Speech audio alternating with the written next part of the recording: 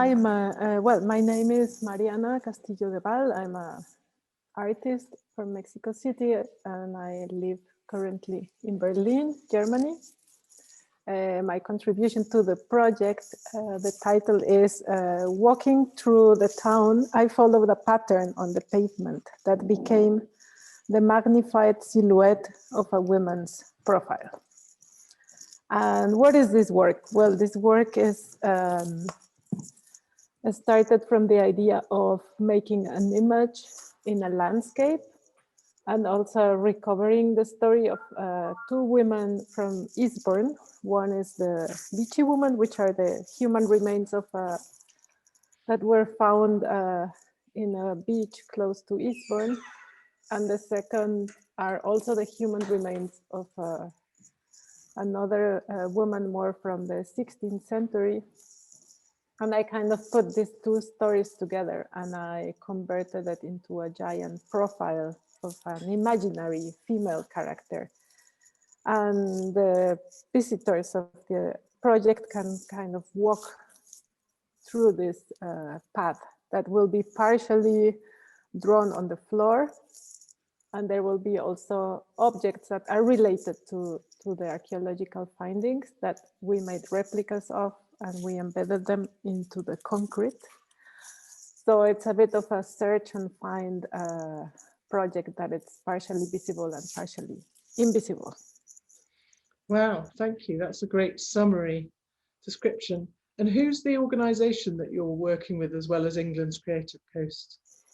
I am working with Towner Gallery.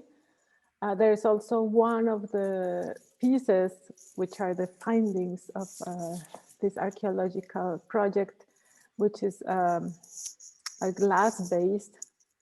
It's also going to be installed at Towner. And I'm also working with them on an exhibition from their collection. So I'm kind of curating different works from the amazing collection that they have. Also finding works which are similar to the path of the work that I'm doing. So they have, for instance, the Long Men of Willington. There is an etching that depicts this. So different interventions in the landscape, which are also happening in the surrounding areas of Eastbourne. Also, a lot of the relationship between humans and animals. We also have psychological landscapes, I have decided to call them. So they are sort of emotional landscapes. So it's more or less like how we inhabit the landscape and how the landscape comes into our emotional, Brilliant. situation. Oh, that's a really good description and a good way of kind of thinking about how the project in Eastbourne links to the exhibition you're curating with the Towner. That's it's really wonderful that they've been able to make that connection with you and do two different things. Was that something that you is that something curating as an artist is something that's been part of your practice before? I haven't done a lot of curating, but I love editing, like publications, so compiling texts and images more in a publishing format. So I see this exhibition as a sort of extension of this editorial curiosity. And I also love printings and etchings and watercolors. And they have an amazing collection of works on paper that I think they are not, many of them, they haven't been displayed recently. So it's also a nice opportunity to have them on view. And of course, in the region, there is a big tradition of landscape painting and drawing. And it's something that it's part of the local tradition, or even as a amateur hobby. There's a lot of people that just go to the cliffs and start making watercolors or drawings. And I think it's also a very nice activity. So is that something you've discovered in your research in the Towner and in the town of Eastbourne itself? Because you're I suppose I wanted to ask, what your first response was to Eastbourne and to the gallery, and because your practice, I think, is very much underpinned by research into lots of different kinds of collections and archives and publications and so on. And so I was wondering, how you kind of started working on that when you arrived in Eastbourne and started looking around. Yeah, I think the landscape is something that I found very impressive from that area since the beginning. And I was dreaming on a piece that would be from one side very ephemeral, but from the other side quite large, and that could somehow tell a story. So a walk or a hike is like the perfect format. But then I started also to imagine, after we went together to visit the Long Man of Wellington, like how could you actually make a drawing in the space or make a drawing in the city and invite people to follow that path and to actually put these two things together, like the image and the drawing and also the storytelling. So that was the starting point. And after, when we met one of the local archaeologists, he also gave us more information about the different kinds of burials and archaeological digs that they did in the area. And from that, I selected like the character of the story, let's say. Yeah, you've sort of invented a character you've made up almost your own story based on a whole range of other narratives and things that, because they're put together through archaeology, through archaeological research, we're never quite sure how much of the detail we can believe in. Was that kind of key? Is that sort of key to your work here and to? Yeah, I think I was impressed when the archaeologist was telling us that many times there are sites which are overlapping. So they have objects that have been left there, and then something else happened on top, and it was picked out, or it was dotted, and then I don't know, they're like different things on top of each other. So when you actually arrive to the location and you find something, it's not 100% sure that it's what you imagine it is. So I think that it's really interesting, and that also gave a lot of freedom in terms of how to approach the project and how to put these elements together. And I don't know, I have been also impressed of something that at the beginning I thought it would be very simple, happened to be so complicated because the urban space is privatized and it's regulated by a lot of different instances, local, governmental. So there was so much mediation that we needed to do in order to just paint a line with chalk on the floor. But all this process also was interesting to follow and to realize all the things that we need to do in order to make it possible. So I'm really happy that it's now finally going to happen. And as now I'm in Berlin, I don't think I will be able to visit it immediately when it opens, but I hope that when the restrictions are a bit eased up, then I will be able to walk the path as well. Yeah, that would be fantastic. I'm looking forward to being able to walk the path with you finally. Yeah. Because obviously, that with the travel restrictions and this whole process of putting this project on hold for a year, it's sort of given you, it gave us all a strange additional piece of time to play with. And I was wondering if you, because the research that you do and basically the history of the town and of the area was something that was so important in the starting point for this work. Whether you've added to that, or whether having that additional time has had an impact on the work or not. Yeah, I think it became more precise. And also, I think I underestimated the amount of logistics that it implied. So maybe we wouldn't have been able to do it on the first place because there was so much. It was not so easy as we thought. Yeah. So I think it's just like we also, I think now it's the perfect moment for it to happen. Yeah, it's strange to say that, isn't it? That actually having more time. And I mean, there's something kind of ironic about the fact that the work is telling the story of something that was already in that place. It's kind of it's adding another archaeological layer, in fact, in a way. And yet we've had to encounter all these kind of issues to overcome in order to put the work in place, because it's embedded within the streets of Eastbourne itself. Was that something? Were the kind of issues that we've had to deal with? Did that come as a surprise to you, or have you worked on these kinds of projects before and you had an idea that these things might be involved? I mean, I could imagine that there was a lot of logistics involved, but I never thought that it would be so complex and so many different instances. And sometimes the streets are privatized, sometimes they are not.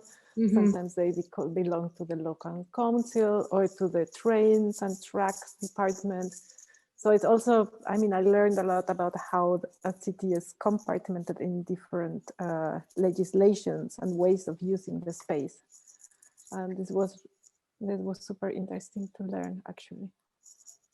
Yeah, because you have made a work in a big public work that I'm aware of before, in Liverpool for Liverpool Biennial, and that work was made in a private, even though it was in a shopping centre, it was in a privately owned shopping centre. Was that easier, that project? I suppose because it was in one place. No, it was also very complicated, but it was more compact. So it was a large work, but it was just in one street. Yeah. And the difference is our project now in Eastbourne is, I don't know, kilometers long, and you need to walk for 2 hours. So it's much more simple in terms of production, but in terms of different spaces and how you walk through the city, it's much more complex, definitely. Yeah. I mean, I was very excited when I first heard from you about what you wanted to do, because it was so ambitious. The idea of finding a drawing within the town itself, using the streets of this person's profile and making a walk that would take people to parts of the town that they would never even thinking of going to. Have you? Yeah, this is also something interesting, that there are many places which maybe you would never go to unless you would walk this profile hike, let's say. So sometimes you don't go to the most picturesque areas of Eastbourne, but you happen to discover other places that otherwise you would never go. So I think that's also interesting. And is that something you try to do in your work in general? Point people in the direction of things that they didn't know about before? I mean, I think all artists are involved in doing that to some extent, but.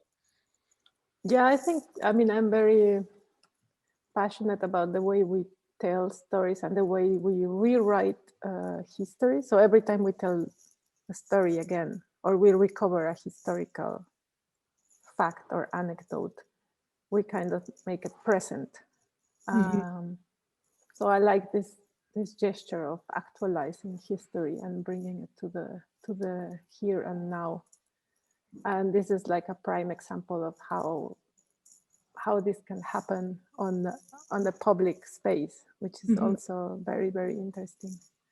And I think also, I mean, I never thought about it before, but now in terms of the pandemic, like a work which is on the open space and that it's a walk, it's perfect because you don't need to actually go inside of any building. You can do it with your family, you can do it with your friends, you don't need any kind of equipment, or so it fits, by chance, it fits very well the current circumstances. Yeah, it's amazing how it does that. I mean, I think all the works in the Waterfront series have that benefit, that they're all outside and people can go and visit them together or on their own, but they're not having to go indoors. Obviously, you know, we're hoping that people will be able to go into the Towner and see your exhibition as well. And you know, just thinking about the materials of the work and the way that you have made certain elements. I mean, it's a work on a large scale, but there are also these very small objects that people will come across. And I think they're very connected to other aspects of your practice of using lots of different kinds of materials, of drawing and printing. Can you tell us a bit more about that? Yeah, so there are about 10 different objects, and they're basically copies that I did at the studio. So they're not like one-to-one copies, because also sometimes the scale change. Sometimes they're a bit bigger or a little bit smaller, but the materials were somehow kept as the original. So they're like glass pieces, bronze, reliefs, also copper. And these were all the belongings that were in the burial of this woman.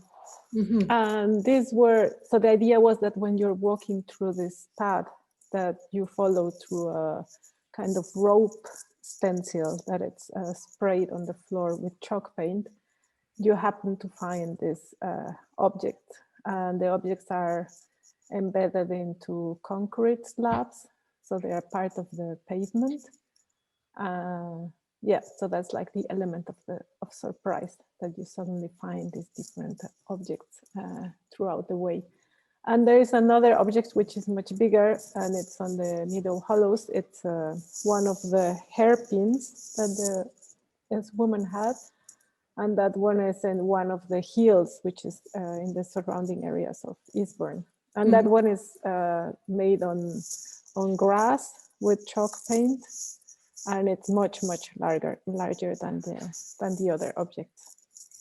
So that's more on the style of the Man of Wilmington. Yeah, so it was inspired by the Long Man of Wilmington, which is a little bit further away, but quite close to Eastbourne, in Whitbread Hollow on Beachy Head. And is it important for you that that particular work is much closer to the edge of the coast, this borderline that all of these works are based on? I think it's interesting that you found a story to tell that appeared to be about two women that came to the UK from somewhere else, and their remains have been found right on the edge of the coast, where which is the border that they would have somehow had to navigate. Is that a really important aspect of this work for you? Yeah, it was for me. It was important. Also, most of this landscape geoglyphs, it's mainly male figures. So men in horses or a big man standing with a, I don't know, impressive attitude. So I thought that this was a much more humble element. And as you said, it's related to two female characters that they are not originally from Eastbourne, they come from elsewhere. And it was also in different periods of time. And it's again somehow a comment on the present, like where do we come from? And since when are we mixed with other people? In the case of England as a island.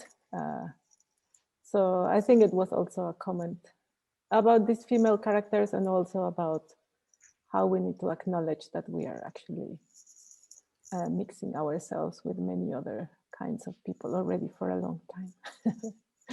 Yeah, and how we tell the stories about what, you know, how those kind of ideas about where people come from and the different races across the world, how those ideas was constructed over centuries to define people and where they're from. That seems to be important within this work, would you say? Yeah, totally. Yeah, I mean, it's trying to make a more inclusive idea of who we are, like a bit departing or making a distance to this very to this obsession with identity or race or. Mhm. So I'm not telling history through the idea of identity or origins, because at the end we don't really know what these origins are. Yeah. So these are like two examples of people who arrived there already for a very long time, and they were part of the culture. They were mixing themselves, yeah, in terms of material, in terms of the things they ate, in terms of their genetic information as well. Yeah. Wonderful. And that's something that's clearly, you know, that kind of research into people and place is something that's really important across your practice, whatever you're making and whatever you're creating. Have you got any ambitions to make something as big as this again? It's been amazing to do this project with you. Oh yeah, I'm so much looking forward to see it and to walk it. That's my main ambition now, to experience it myself. Yeah. Yeah, I mean, we were used to go and install our works in other places. It was something that we always took for granted. So now that I haven't been able to go to install some shows or to see them, I mean, for me, the part of the installation is the most beautiful part of the work. And not to be able to be there, it's quite sad. So now I would feel really happy at least to be able to go and see it. That's my biggest ambition. And I'm so, yeah, I'm super happy that with the help of, of the project and Eastbourne, we were able to produce it. So it was also like a huge opportunity. I'm super happy. Fantastic. Thank you for working with us on this project, and thank you. Thank you, Tamsin.